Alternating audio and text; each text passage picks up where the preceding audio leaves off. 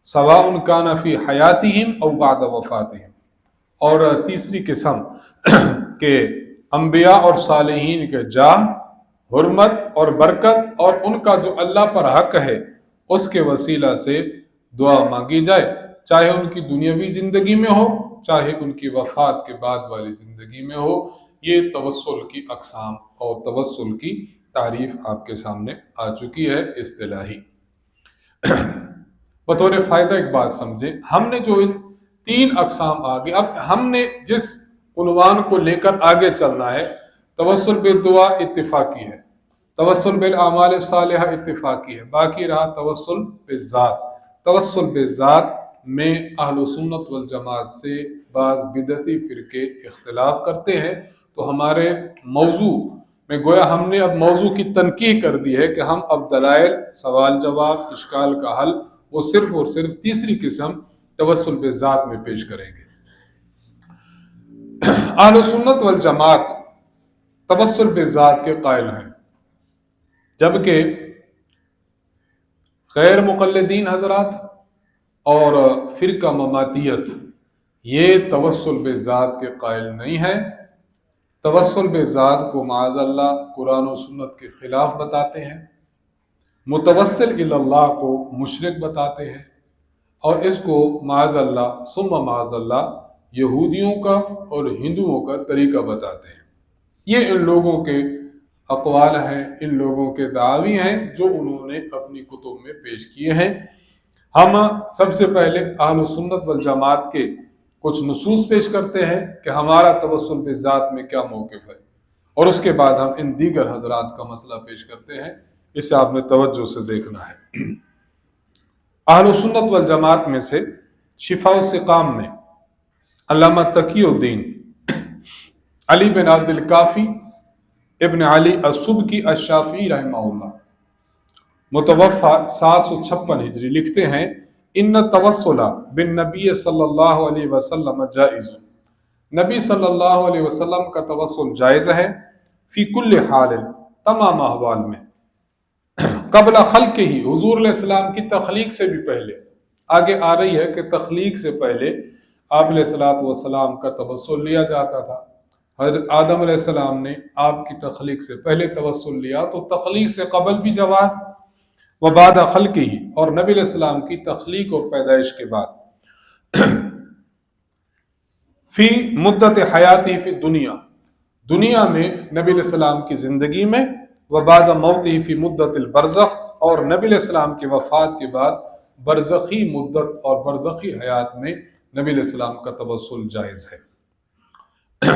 अल्लामा अहमद बिन मोहम्मद अल मवाहिबुल लदुनिया में लिखते हैं, व यंबग़ी लिज़्ज़ाइर, ज़ाइर से मुराद नबी अलैहिस्सलाम के रोज़े की ज़ियारत करने वाला, ज़ाइर को चाहिए अन युक्सिर मिन दुआ, दुआ कसरत से करे, व तज़र्रुए, और गिड़गिड़ाए, वल इस्तिग़ासते व तशफ़्फ़ुए व तवस्सुल बिही, और नबी अलैहिस्सलातु वस्सलाम की ज़ात बाबरकात से, यानी इनकी वजह से, इनके ज़रिए से मदद चाहे, शफ़ाअत तलब करे और वसीला पकड़े।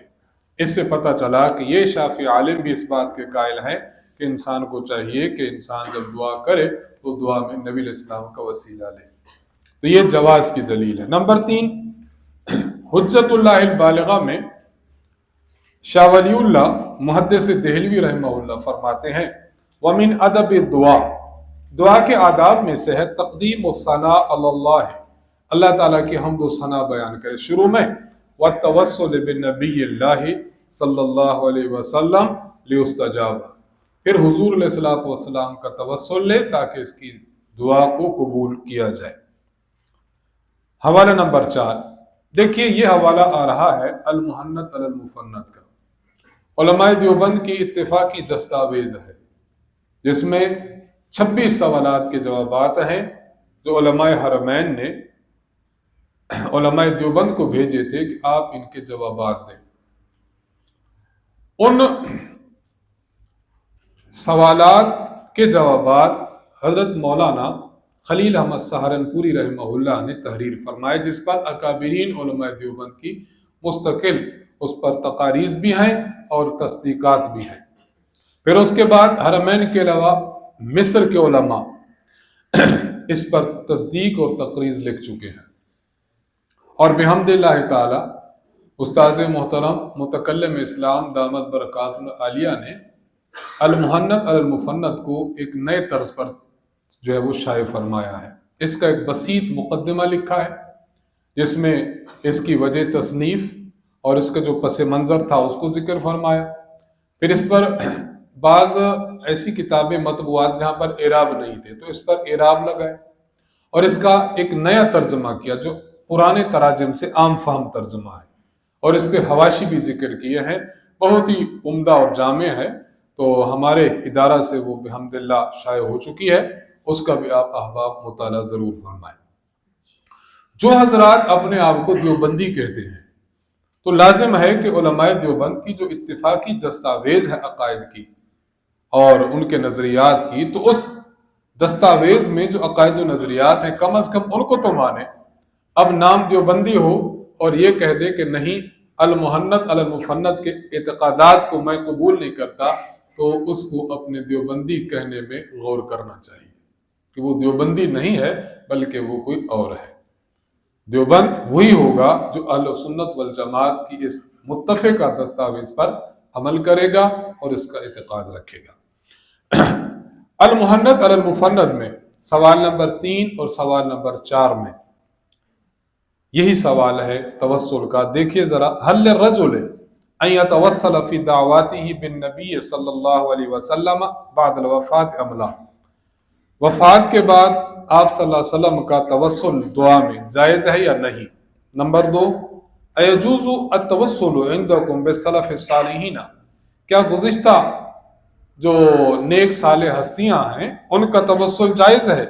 من الانبیاء والصدیقین والشہداء واولیاء رب العالمین ام لا، جس طرح انبیاء ہیں، صدیقین ہیں، شہداء ہیں اور اللہ کے نیک صالح بندے ہیں، کیا ان کا توسل جائز ہے یا نہیں؟ یہ 2 سوال ہیں۔ حضرت نے جو ان کا جواب لکھا، عندنا وعند مشایخنا یجوز التوسل فی الدعوات بالانبیاء والصالحین من الاولیاء والشہداء والصدیقین فی حیاتہم وبعد وفاتہم، ہمارے اور ہمارے مشائخ کے نزدیک اپنی دعاؤں میں انبیاء، صالحین، وہ ولی ہوں، شہداء ہوں یا صدیقین ہوں، ان کی حیات میں اور ان کی وفات کے بعد، ان کی برزخی حیات میں ان کی ذات کا توسل جائز ہے، بِأَن يَقُولَ فِي دُعَائِهِ، جس کی صورت یہ ہے کہ اپنی دعا میں یوں کہیں اللہم انی اتوسل الیک بفلان ان تجیب دعوتی وتقضی حاجتی الی غیر ذالک۔ بندہ اپنی دعا میں یہ کہے کہ اے اللہ میں فلاں شخصیت کا توسل لیتا ہوں کہ آپ میری دعا قبول کریں اور میرا فلاں کام کر دیں۔ تو یہ اہل سنت والجماعت احناف دیوبند کے ہاں جائز ہے۔ اور نمبر 5، حضرت تھانوی رحمہ اللہ فرماتے ہیں بوادر النوادر میں، والثالث دعاء اللہ ببرکت ھذا المخلوق المقبول، توسل کی تیسری صورت یہ ہے کہ کسی مقبول مخلوق کی برکت سے اللہ سے مانگے، وَھذا قد جوزہ الجمہور، جمہور کے ہاں یہ صورت بھی جائز ہے۔ یہ 5 حوالہ جات ہم نے پیش کیا آپ کی خدمت میں اہل سنت والجماعت کے موقف کو ثابت کرنے کے لیے کہ توسل بالذات ان کے ہاں جائز ہے۔ اہل بدعت میں 2 گروہوں کا ہم نے ذکر کیا ہے، نمبر 1 غیر مقلدین اور نمبر 2 مماتی حضرات۔ غیر مقلدین اور مماتی حضرات کا جو مشترکہ موقف ہے وہ 3 بنیادیں ہیں۔ نمبر 1، یہ ہنود کا اور نصارہ کا طریقہ ہے معاذ اللہ۔ نمبر 2، شرک کے اسباب ہیں، اور نمبر 3، مشرکوں کا عقیدہ ہے۔ ان کی جتنی بھی عبارات آگے آ رہی ہیں ان کا خلاصہ یہ 3 بنیادی چیزیں ہیں کہ وہ یہودی اور نصارہ کا طریقہ بتاتے ہیں۔ ان کی آپ عبارات دیکھ لیں۔ غیر مقلدوں میں ہے سید طالب الرحمن صاحب، ان کی کتاب ہے آئیے عقیدہ سیکھیے۔ اس میں لکھتے ہیں کسی فوت شدہ نبی یا ولی کا وسیلہ دینا جائز نہیں کیونکہ یہ عمل صالح نہیں۔ صراط مستقیم، فتاوی صراط مستقیم میں محمود احمد میر پوری غیر مقلد ہیں، لکھتے ہیں वसीले का यही वो गैर मशरू तरीका है जो इंसान को शिरक में मुब्तला कर देता है। और मजमुआ मकालात पर सल्फी तहकीक की जायज़ा, ये हिंदुस्तान के हैं रईस नदवी साहब। बस आप हिम्मत होगी कि आप उनकी इस किताब को पढ़ लें। इतनी गालियाँ, इतनी उनकी गलीज और बाजारी ज़ुबान इस्तेमाल करते हैं कि बस हिम्मत के साथ आप पढ़ सकते हैं, बाकी हिम्मत के बगैर नहीं पढ़ सकते। क्या कुछ अपने दिल की भड़ास ये लोग निकालते हैं। अल्लाह ताला ऐसी ज़ुबान से महफूज रखे। इनका दावा होता है कि हम अहलुल हदीस हैं और हम हदीसों पर अमल करते हैं, लेकिन नामालूम कि अखलाक इनको क्यों जो है वो नहीं दिए गए और ये अखलाक से आरी क्यों है। ममाती हजरात में 4 इबारात आपके सामने हैं। मोहम्मद हुसैन नेलवी साहब, निदाए हक उनकी किताब है, जिल्द 2 सफ़ा 349 पर मसला वसीला बिज़्ज़वात वल अमवात का असल माखज़, ये उन्होंने ना ऊपर उन्वान जिक्र किया।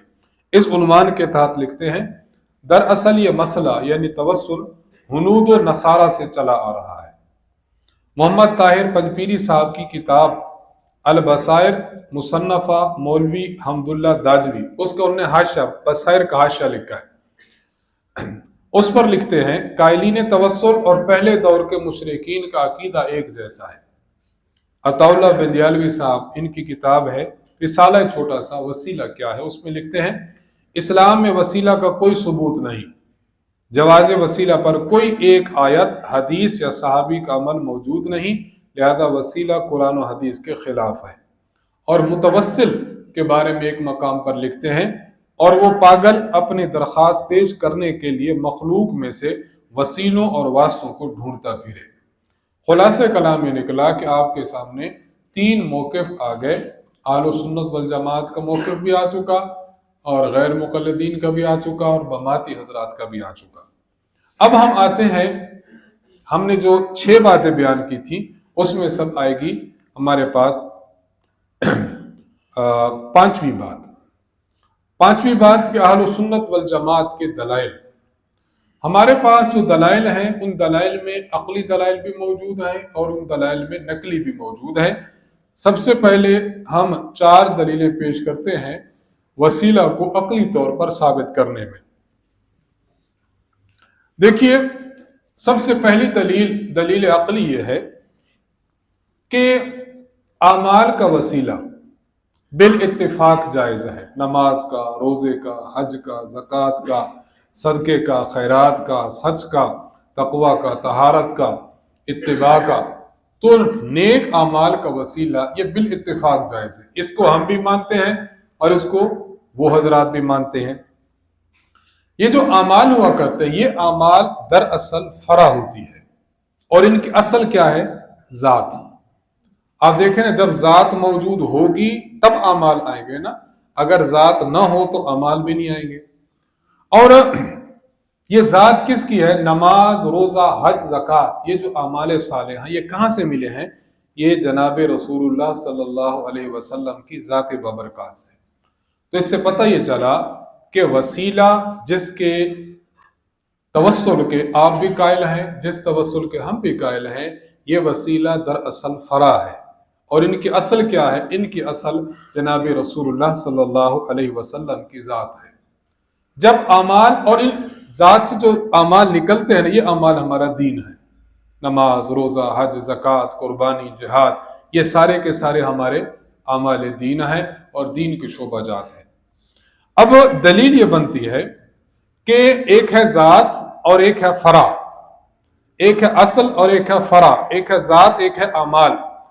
जब फरा और आमाल का वसीला जायज़ है तो जो उसकी असल है यानी ज़ात और आप अलैहिस्सलातु वस्सलाम का जिस्म, तो जिस्म का, ज़ात का और असल का वसीला बदर्जे औला जायज़ है।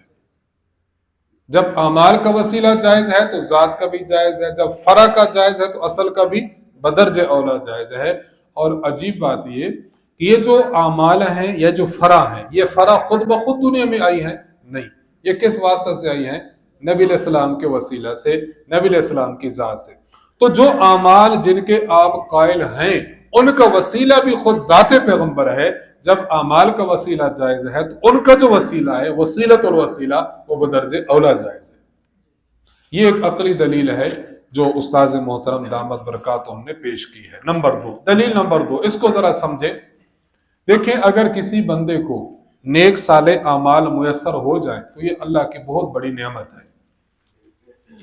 اعمال یہ نعمت خداوندی ہے، اور اللہ کی جتنی بھی نعمتیں ہیں ان تمام نعمتوں میں انبیاء یہ بہت بڑی نعمت ہوتے ہیں امت کے لیے، اور انبیاء میں سے بھی بڑھ کر آخری پیغمبر جناب محمد رسول اللہ صلی اللہ علیہ وسلم یہ نعمت نہیں بلکہ نعمت کبریٰ ہے۔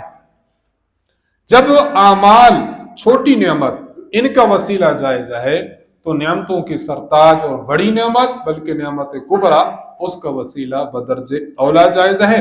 اور نبی علیہ الصلوۃ والسلام کی ذات اللہ کی طرف سے بہت بڑی نعمت ہے۔ اس کی دلیل خود قرآن کریم سورۃ آل عمران آیت نمبر 164، لقد من اللہ علی المؤمنین اذ بعث فیہم رسولا من انفسہم، اللہ نے مومنین پر یہ احسان فرمایا کہ انہی میں سے ایک پیغمبر ان میں مبعوث فرمایا۔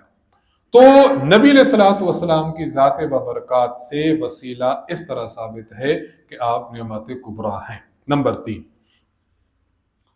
عقلی دلیل نمبر 3 یہ ہے، دیکھیں اعمال یہ تقرب الہی کا ذریعہ بنتے ہیں۔ آپ حدیث پڑھتے ہیں نا کہ بندہ فرائض کے بعد جتنی زیادہ نوافل پڑھتا ہے، نفلی کام کرتا ہے، اتنا زیادہ اللہ کے قریب ہو جاتا ہے۔ تو انسان کے جو اعمال ہیں، اعمال انسانی یہ تقرب الہی کا ذریعہ ہے۔ اور انبیاء علیہ السلام کی ذات کو دیکھا جائے تو تقرب میں جو انسان کو اپنے عمل سے خدا کا تقرب ملتا ہے، نبی کی ذات سے وہ تقرب زیادہ ملتا ہے۔ یعنی ایک بندے نے عمل کیا، عمل سے تقرب ملتا ہے، لیکن اگر اس عمل کے ساتھ ذات پیغمبر بھی ساتھ ہو جائے تو اس کا تقرب اللہ کے ہاں زیادہ ہو جاتا ہے، یعنی اس کی قبولیت خدا کے ہاں زیادہ ہو جاتی ہے۔ اس کی تھوڑی سی وضاحت سمجھیں۔ ایک بندے کے پاس ایمان ہو تو اعمال کی قدر ہے، اگر ایمان نہ ہو تو بڑے سے بڑا عمل بھی بیکار ہے۔ دلیل سورۃ زمر آیت 65، لئن اشرکت لیحبطن عملک، اگر آپ نے شرک کیا تو اعمال اکارت جائیں گے۔ اس کا معنی ایمان ہوگا تو عمل مقبول ہے۔ اچھا، ایمان بھی ہے اور عمل بھی کرتا ہے۔ اب ایک بندہ عمل محض کرے اور ایک بندے کے عمل کے ساتھ نبی علیہ الصلوۃ والسلام کی ذات جڑی ہوئی ہو تو وہ عمل اللہ کے ہاں زیادہ قرب اور شرف قبولیت پا لیتا ہے۔ اس کی دلیل صحیح مسلم کی حدیث ہے، نبی علیہ السلام فرماتے ہیں لا تسبوا احد من اصحابی، میرے صحابہ میں سے کسی کو بھی برا بھلا مت کہو، فإن احدکم لو انفق مثل احد ذهبا، اگر آپ میں سے کوئی بندہ احد پہاڑ کے برابر سونا خرچ کرے، ما ادرک مد احدہم ولا نصیفہ، تو میرے صحابہ کے ایک مد یا آدھا مد جو اللہ کے دربار میں خرچ کرنا یہ زیادہ فضیلت رکھتا ہے۔ اب آپ دیکھیے، یعنی صحابہ کرام اگر مٹھی بھر جو اللہ کے راہ میں خرچ کریں تو ثواب اتنا زیادہ ہے کہ مابعد کے افراد اگر احد پہاڑ کے برابر سونا بھی خدا کے دربار میں راہ خدا میں خرچ کریں تو اتنا ثواب نہیں ہے، اتنا قرب خدا بندی نہیں ہے۔ اب ان دونوں میں فرق کیا ہے؟ ہمارا اور آپ کا اگر احد پہاڑ کا سونا خرچ کرنا میسر ہو جائے تو اس کی وہ قبولیت کیوں نہیں ہے؟ اس لیے کہ ہمارے سونے کے انفاق میں اس میں نبی علیہ السلام کی صحبت نہیں ہے، اور صحابی جو ایک مٹھی جو یا آدھا مٹھی جو راہ خدا میں دیتا ہے اس کے ساتھ صحبت پیغمبر جڑی ہے۔ تو اس سے پتہ چلا عمل ہمارا بھی ہے، تو عمل سے وہ قرب خدا بندی نہیں ملتا جو کہ نبی علیہ السلام کی ذات اور صحبت سے ملتا ہے۔ اس سے پتہ چلا عقلی طور پر بھی کہ ذات پیغمبر کو تقرب الہی میں اعمال سے بڑھ کر دخل ہے۔ جب اعمال کا وسیلہ جائز ہے تو ذات پیغمبر کا وسیلہ بڑھ کر جائز ہے۔ بات آپ سمجھ گئے؟ اب دلیل ہو گئی دلیل نمبر 3 یہ تو خلاصہ کلام یہ نکلا کہ عقلی طور پر توسل بذات یہ ثابت ہے اور یہ شرک نہیں ہے۔ توسل بذات نقلی طور پر بھی ثابت ہے۔ کیا معنی؟ قرآن، احادیث، اجماع، صحابہ کرام رضی اللہ تعالی عنہم کے افعال اور ان کے اقوال سے ثابت ہے۔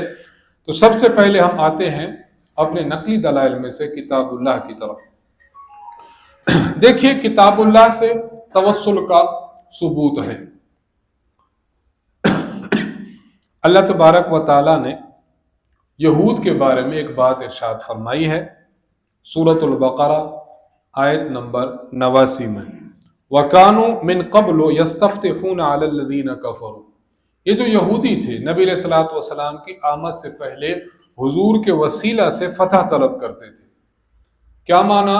یہود کی جب جنگ ہوتی تھی مشرک لوگوں کے ساتھ تو یہ پھر اپنی جنگ میں فتح کے حصول کے لیے نبی علیہ الصلوۃ والسلام کا توسل لیتے۔ اس آیت کے تحت ہم نے 4 تفاسیر پیش کی ہیں، ہم ان کو پڑھتے ہیں۔ ان 4 تفاسیر سے ثابت ہوتا ہے کہ اس آیت کا معنی یہ ہے کہ نبی علیہ السلام سے پہلے یہود جو ہیں وہ آپ علیہ السلام کا توسل لیتے تھے۔ چنانچہ شاہ عبدالعزیز محدث دہلوی نے اپنی کتاب تفسیر عزیزی میں لکھا ہے، ابو نعیم اور بیہقی اور حاکم نے 7 اسناد صحیحہ اور طرق متعددہ کے روایت کی ہے کہ یہودی مدینہ کے اور یہودی خیبر کے جس وقت 7 بت پرستوں عرب کے یعنی فرقہ بنی اسد اور بنی غطفان اور جوہینہ اور غدرہ کے جنگ کرتے، مغلوب ہو جاتے اور شکست کھاتے، لاچار ہو کر طرف دانش مندوں اور کتاب اپنے کے رجوع کیا انہوں نے بعد تامل بسیار کے یہ دعا اپنے سپاہیوں کو تعلیم کی کہ لڑائی کے وقت میں پڑھا کریں، پھر مغلوب نہ ہوئے اور فتح پاتے تھے۔ دعا یہ ہے، سمجھ گئے؟ یعنی یہود کے کچھ قبائل جب مشرکین سے لڑتے اور فتح یاب نہ ہوتے تو ان کے اہل علم بتاتے کہ اب یہ دعا پڑھیں۔ وہ دعا کیا ہے؟ اللہم ربنا انا نسألک بحق احمد النبی الامی الذی وعدتنا ان تخرجہ لنا فی آخر الزمان۔ اے اللہ ہم تجھ سے احمد نبی صلی اللہ علیہ وسلم جو امی ہیں، جن کا آپ نے ہم سے وعدہ فرمایا کہ آخری زمانے میں آپ بھیجیں گے، ان کے واسطہ سے ہم آپ سے سوال کرتے ہیں اور ان کے حق سے۔ دیکھیے یہ جو توسل ہے، توسل کے باب میں جو الفاظ استعمال ہوتے ہیں، حق فلاں، بے جاہ النبی، بے قرب النبی، بے واسطہ النبی، یہ ان الفاظ میں آتا ہے کہ جو الفاظ توسل کے باب میں بولے جاتے ہیں۔ وَبِكِتَابِ الَّذِي تُنزِلَ عَلَيْنَا آخِرَ مَا يُنزَلُ أَن تَنصُرَنَا عَلَىٰ أَعْدَائِنَا۔ اور وہ یہ بات بھی کہتے تھے اور اس کتاب کے وسیلہ سے بھی جو آپ آخری زمانے میں ہم پر اتاریں گے، یہ آپ نے وعدہ فرمایا ہے، أَن تَنصُرَنَا عَلَىٰ أَعْدَائِنَا، ہم ان کے وسیلہ سے دعا کرتے ہیں کہ آپ ہمیں ہمارے دشمنوں پر فتح دے دیں۔ یہی بات لکھی ہے روح المعانی میں علامہ آلوسی بغدادی نے، تفسیر حقانی میں شیخ ابو محمد عبدالحق حقانی نے، اور تفسیر معرف القرآن میں حضرت شیخ التفسیر مولانا محمد ادریس کاندھلوی رحمہ اللہ تعالیٰ نے، کہ اس آیت سے ثابت ہے کہ یہود نبی علیہ الصلوۃ والسلام کا وسیلہ لیا کرتے تھے۔ یہاں ایک سوال سمجھیں اور اس کے بعد سوال کا جواب سمجھیں۔ وہ لوگ جو یہ دعویٰ کرتے تھے کہ یہ طریقہ ہنود کا ہے، یہ طریقہ یہود کا ہے، یہ مسلمانوں کا نہیں ہے، جب ان کے سامنے یہ تفسیر اور یہ آیت پیش کی جاتی ہے تو وہ کہتے ہیں کہ ہم بھی تو یہی کہتے ہیں نا کہ کن کا طریقہ ہے؟ یہود کا، یہ تو یہودیوں کا عمل ہے، آپ اس عمل کو کیسے کرتے؟ اس کے لیے اچھی طرح جواب سمجھ لیں۔ دیکھیں اصول فقہ میں آپ نے اصول پڑھا ہے، خصوصاً ہماری کتاب نور الانوار میں موجود ہے، جہاں حضرت رحمہ اللہ نے الہام النبی وغیرہ ہی میں فرق بیان کیا، وہاں پر یہ لکھا ہے شرائع من قبلنا شریعتنا ما لم تنسخ،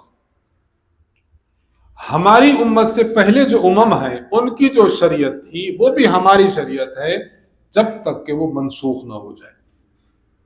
یعنی اللہ تبارک و تعالیٰ یا اللہ کے پیغمبر اگر پچھلی امتوں کا کوئی عمل پیش فرمائیں اور اس پر نکیر نہ فرمائے، نہ ہی رد فرمائے، اور نہ ہی یہ فرمائے کہ یہ ان پر بطور سزا کے مسلط تھا۔ اگر یہ شرائط مفقود ہوں تو اب پچھلے احکام بھی امت محمدیہ کے احکام ہیں۔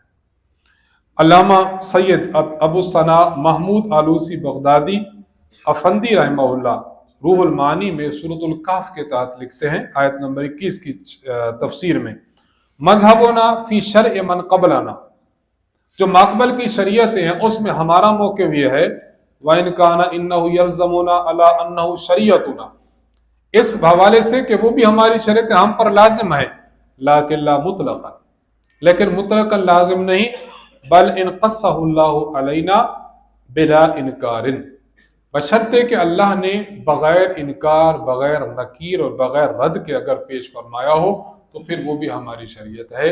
اب ہمارا ماننا اور کہنا یہ ہے کہ یہود نبی علیہ السلام کا توسل لیتے تھے، اس کے اوپر نہ قرآن کریم نے تردید فرمائی اور نہ حضور علیہ السلام نے تردید فرمائی کہ وہ غلط کہتے تھے، بلا انکار بلا نکیر۔ اگر سابق امم کا کوئی عمل شریعت محمدیہ پیش کرتی ہے تو وہ بھی ہماری شریعت ہے، وہ ہماری شریعت کے خلاف نہیں ہے۔ اور ایک اور بات، مماتی حضرات اور غیر مقلد خصوصاً ان کا کہنا یہ ہے کہ پچھلی شریعت، ان کا کہنا یہ ہے کہ یہ جو توسل بالاعمال الصالحہ ہے یہ جائز ہے، دلیل حدیث الغار پیش کرتے ہیں۔ سوال یہ ہے کہ حدیث الغار کون سے افراد، اس امت کے افراد تھے یا سابقہ امت کے افراد ہیں؟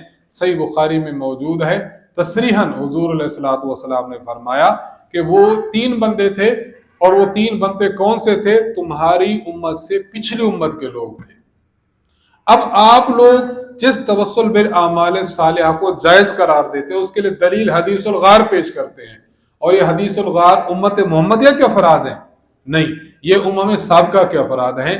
تو اگر امم سابقہ کے افراد کی بات آپ پیش کرتے ہیں، آپ کہتے ہیں کہ بالکل جائز ہے، اور امم سابقہ کی بات ہم پیش کریں تو کہتے ہیں کہ یہود کا طریقہ ہے، آپ کے بات لینے کے اور ہیں اور دینے کے اور ہیں۔ آپ جس طرح کہتے ہیں نا ہمارے ہاں کہ آپ کی بات زر دیتی ہے، میری بات کو کیا ہوگا کہ میری بات زر کیوں نہیں دیتی؟ اگر امم سابقہ سے ہم دلیل پیش کریں، یہود کا طریقہ ہے امم سابقہ کی آپ دونوں فرقے دلیل پیش کریں، کہتے ہیں کہ ٹھیک ہے، جائز ہے، حضور نے بیان فرمایا۔ اگر حضور بیان فرمائے تو ہم کہتے ہیں تب بھی دلیل ہے، اگر حضور کے خالق بیان فرمائے تب بھی دلیل ہے۔ اس لیے توسل بذات یہ صرف یہود کا طریقہ نہیں ہے، بلکہ نبی علیہ السلام نے اللہ نے بلا انکار ذکر کیا، یہ ہماری امت کا بھی حکم اور ہماری امت میں بھی جواز رکھتا ہے۔ نمبر 2، دوسری آیت جو ہے سورۃ النساء آیت نمبر 64 ہے، وَلَوْ أَنَّهُمْ إِذْ ظَلَمُوا أَنفُسَهُمْ جَاءُوكَ فَاسْتَغْفَرُوا اللَّهَ وَاسْتَغْفَرَ لَهُمُ الرَّسُولُ لَوَجَدُوا اللَّهَ تَوَّابًا رَحِيمًا۔ جب ان لوگوں نے اپنی جانوں پر ظلم کیا تھا، اگر یہ اس وقت تمہارے پاس آ کر اللہ سے مغفرت مانگتے، وَاسْتَغْفَرَ لَهُمُ الرَّسُولُ، رسول بھی مغفرت مانگتے، لَوَجَدُوا اللَّهَ تَوَّابًا رَحِيمًا، تو یہ لوگ اللہ کو خوب توبہ قبول کرنے والا اور رحم کرنے والا پاتے۔ یہاں دیکھیے نبی علیہ الصلوۃ والسلام کو کیا فرمایا گیا، یہ لوگ آپ کے پاس آ کر استغفار کرتے اور آپ بھی استغفار کرتے۔ یہاں کتنے استغفار جمع ہو گئے؟ 2، ایک ان لوگوں کا استغفار، اور نمبر 2 رسول اللہ صلی اللہ علیہ وسلم کا استغفار۔ اب صرف ان کا استغفار ہوتا نا تو یہ صرف عمل تھا، لیکن اللہ تعالیٰ نے صرف ان کے استغفار پر اکتفا نہیں کیا، بلکہ ذات پیغمبر کو بھی درمیان میں ذکر فرمایا۔ یہ جو لفظ ہے نا جاؤ کا، یہ نہیں کہا کہ آپ لوگ اپنے گھر میں بیٹھ کر استغفار کرو، نہیں، آپ استغفار کریں۔ اب قبولیت صرف کب پائے گا؟ آپ استغفار کریں اور وہ استغفار رسول اللہ صلی اللہ علیہ وسلم کے پاس آتے ہوئے کریں۔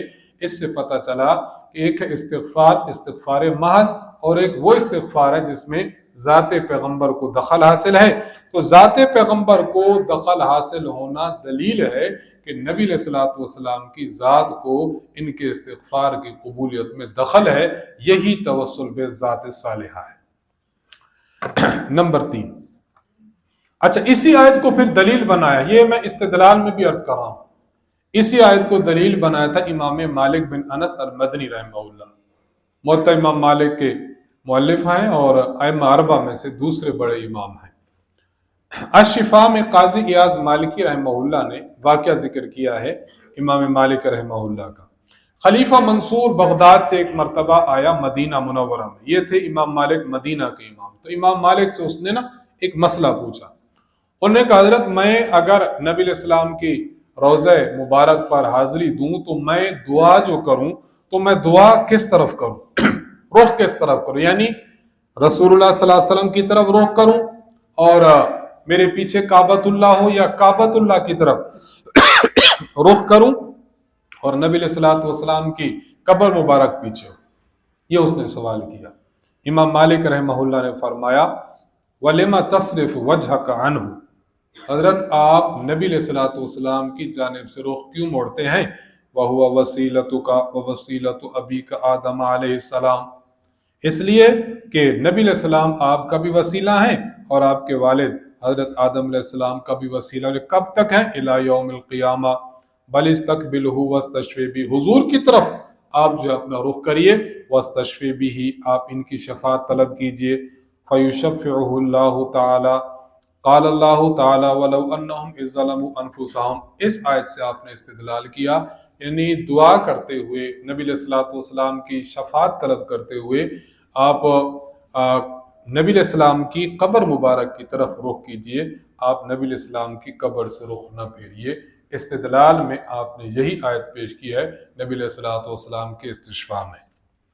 علامہ تقی الدین سبکی رحمہ اللہ، انہوں نے بھی اس آیت کو دلیل بنایا ہے، چنانچہ لکھتے ہیں والآثار والاحادیث والآثار فی ذالک اکثر من ان تحصى، اس باب میں احادیث و آثار اتنے زیادہ ہیں کہ آپ شمار نہیں کر سکتے، وَلَوْ تَتَبَّعْتَهَا لَوَجَدْتَ مِنْهَا أُلُوفًا، اگر آپ تلاش کریں تو ہزاروں پائیں گے، وَنَصُّ قَوْلِهِ تَعَالَى وَلَوْ أَنَّهُمْ إِذْ ظَلَمُوا أَنفُسَهُمْ، یہ بھی اس پر نص اور دلیل آپ نے بیان فرمائی۔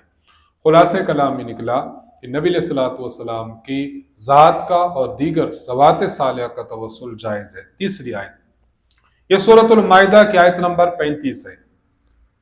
اللہ تعالیٰ فرماتے ہیں یا ایھا الذین آمنوا اتقوا اللہ وابتغوا الیہ الوسیلہ، اے ایمان والو اللہ سے ڈرو اور اس کی طرف وسیلہ ڈھونڈو۔ اس آیت کی تفسیر میں امام ابو عبداللہ محمد بن عبداللہ الحاکم نشابوری فرماتے ہیں حضرت حذیفہ رضی اللہ عنہ نے فرمایا وابتغوا الیہ الوسیلہ کے بارے میں انہوں نے جو بات فرمائی، لقد علم المحفوظون من اصحاب محمد صلی اللہ علیہ وسلم، نبی علیہ الصلوۃ والسلام کے محفوظ صحابہ اس بات کو بخوبی جانتے ہیں، ان ابن ام عبداللہ من اقربہم الی اللہ وسیلۃ، کہ حضرت عبداللہ بن مسعود اللہ کے ہاں قریب ترین وسیلہ ہے۔ ادھر دیکھیں ذرا، اللہ کی طرف وسیلہ ڈھونڈو، حضرت عبداللہ بن مسعود قریب ترین وسیلہ ہے۔ آپ بتائیں عبداللہ بن مسعود رضی اللہ عنہ عمل ہیں یا ذات ہیں؟